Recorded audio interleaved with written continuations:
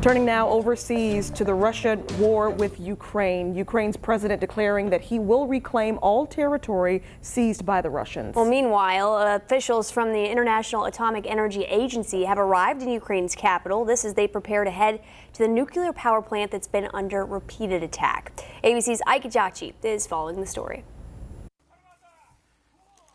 Today, Ukrainian forces are in the midst of a new counteroffensive, aiming to retake land seized by the Russians. Fighting has intensified along the front lines in the southern city of Kherson, which has been occupied by Russia since the early days of their invasion. Ukrainian President Zelensky vowing to retake all territory lost to Russia during the war.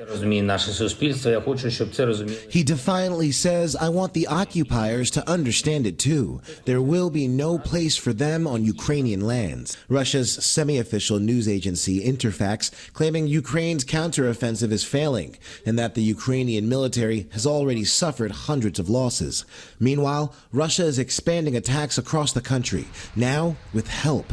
The New York Times reporting Iran delivered Russia the first batch of 2 types of military drone capable of air-to-surface attacks, identifying targets, and initiating electronic warfare.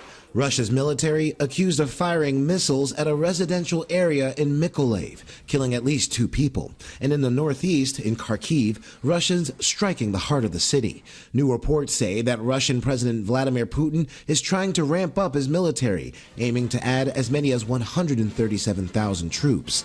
All this as fears mount at Europe's largest nuclear power plant. New Maxar satellite images showing some of the damage at the Zaporizhia nuclear power plant, which has been under increasing attacks. The Pentagon saying most of the shelling came from the Russians.